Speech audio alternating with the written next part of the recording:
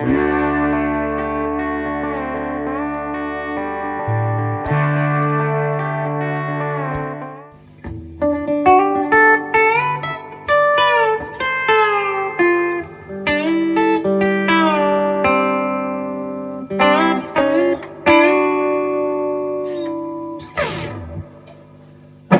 so today, B benders. We are looking at this Telecaster, which is a homemade one. As you can see, all the back is completely routed out, and then we're going to look at a different one, which is broken. And so it's a good opportunity to look inside and see how these things work. I'll just give you a little bit of background on this B bender and B benders in general. But the most famous guy, you already might know this if you're watching this video, is Clarence White. I guess it's Clarence White anyway, but there's other people as well, so you know it's worth going over this. Okay, so let's go over Bob Warford first. He played with Linda Ronstadt, and you can hear him on Heart Like a Wheel. There's a great solo on Dark End of the Street, and if you go on YouTube and check out a live version of Silver Threads and Golden Needles, there's a great B-bender Telecaster solo that then goes straight into Buddy Emmons' steel solo, and you can see that all over YouTube. If we move on to the 70s, you've also got players like Bernie Leadon, and then Albert Lee, people like Jimmy Page. They played B-benders, believe it or not, and Ronnie Wood. I've seen him play B-bender.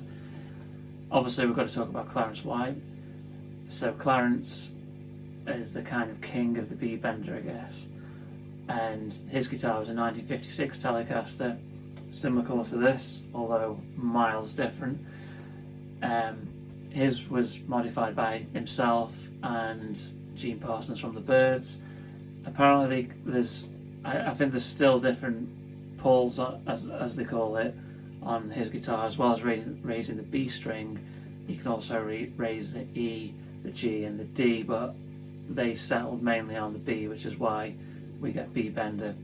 And that guitar now is owned by Marty Stewart. I've seen Marty play it in London. He just uses it as a normal guitar because I guess he thinks it should be played, which is cool. So as well as the B bender, you also get G benders, and this is just a B bender. My other Telecaster is just a B bender, but some Telecasters also have a G, and it's connected to the strap or your belt in a different way, so you can push away from the Telecaster or guitar. It doesn't have to be a Telecaster, but these ones you just pull down on it. There's also, if you think, well, I'm watching this video and I'd love to have a go at this, and I can't afford to spend hundreds and hundreds or thousands on a Telecaster with a B bender in it, you can also buy Hipshot benders, and these connect to the back of the guitar here. You just take off the strap pin, slip it over the end, and then you just connect the strings up. You can also have a G bender on that, and you can move it around. It doesn't have to be just on the B. You might need a modified bridge, but you can probably pass it through the hole the string went through.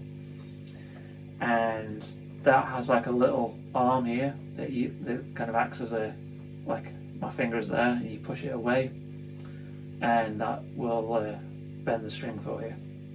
Okay, so this B bender, this is a really cheap guitar. I think it's called a Legacy underneath that, but we wrote Westfield on it because why not? This one was modified by me and my dad, and if you look at the back, it's all metal here, and it's a kind of conventional B bender. It has the pivot arm here, and then a long rod that goes to here, and then there's 6 springs that are off a Fender Strat tremolo, holding the mechanism back so it can return and not endlessly bend the B string. And then there's another piece of metal here that connecting rod goes to, and that comes out the front, where there's what it was a volume pot kind of knob, and we just drill straight through there, wrap the string around it, and then you get this.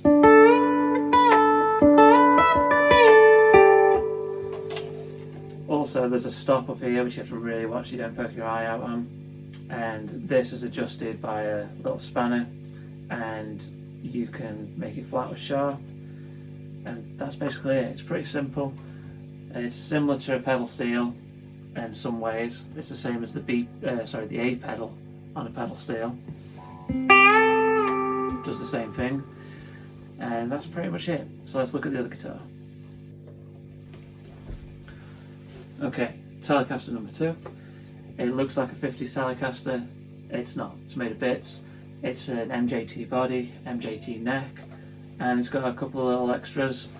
It's got a drop D on the bottom E string, and it used to have a middle pickup with a coil tap on it, but I took that out and changed the scratch plate as I was going to sell this guitar, and then I changed the scratch plate, stepped back, thought it looks pretty good. I'd finally got the B bender working properly as well, and then I used it on the Americana Awards in London, and then I used it on Black Eyed Dog's album with Ethan Johns, and it just seemed to be the right guitar for that band. So then I took that on tour, and it's just the guitar I use all the time now, until recently, and it snapped the B string, and I can't get the B string to come all the way through the back because the mechanism is somehow shifted again. So let's open this up and see what's going on. So as you can see, the scratch plate is off now, and annoyingly with this one, because of the mechanism down here, the pickup can't be drilled into the wood, so it has to stay on the scratch plate, which means when you take this apart, you've kind of got to watch the wiring. But as you can see in here, there is a rod that comes from the actuator arm up here. So when you pull that, it moves the pivot in the middle, and then there are 2 other rods that you can maybe just faintly see. See if we can get some light in there. The rod down here comes along here, goes to the actuator arm, and then there's another rod here which goes all the way in here, and there's quite a big spring in there which is on this tension screw up here. So that spring, the more you tighten that, it allows the guitar to either hang a little bit when you just have it on the strap. It lets it kind of either sag down and the string go up, or it keeps it really firm so you can let go of it and it's not going to move anywhere on the strap. The difference is that some people really like to hold the guitar and bend it when they want to bend it, but like me, I like to be able to let the guitar go and do other not worry about the fact that it's going to bend the B string and be out of tune if I forget. So it's just different players like different things. Anyway, with this one, I'm going to try and fit the B string through there and see if I can get it go through, and if not, I'm going to mess with this a little bit, and hopefully I can just line this. If it was a pedal steel, we'd call it a finger, but I'll call it a finger. So if I can line that up, hopefully the string will come through the finger, and we can thread it along, put it all back together. I've got a B bender again. There we go. As you can see, it's coming out just behind the finger there and not doing anything. It's kind of no man's land. So it's just going to take a little bit of work just to get this threaded through here. Also goes to show when you're playing a B bender Telecaster, bring a second guitar, because if this happens on a gig, you can't just start taking it apart. So you might not be able to see this, but it actually turns out when you get the light right on there, just inside is a broken string. I thought the ball end must have fell out, but apparently not. So I think that might be the problem. So I'm going to try and get rid of that.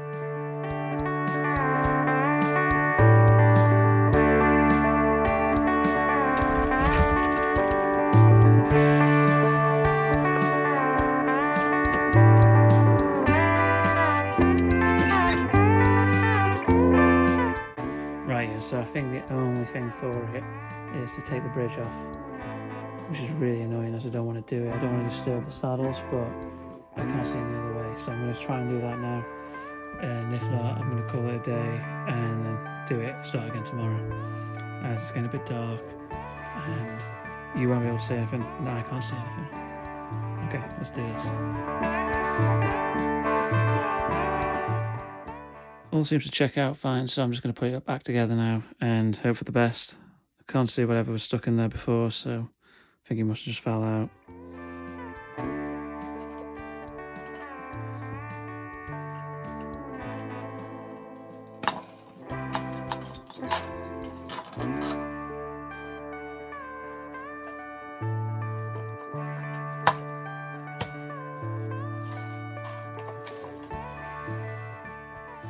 Well, I've got it back together and I got the string in there, but I had to pull the mechanism apart, put the string through, and basically trap the string in there. So if it snaps, I'm going to have the same problem. I think this is just a job for another time, so I'm going to put it back together. As you can see, it's getting quite dark here, and tomorrow we'll test it.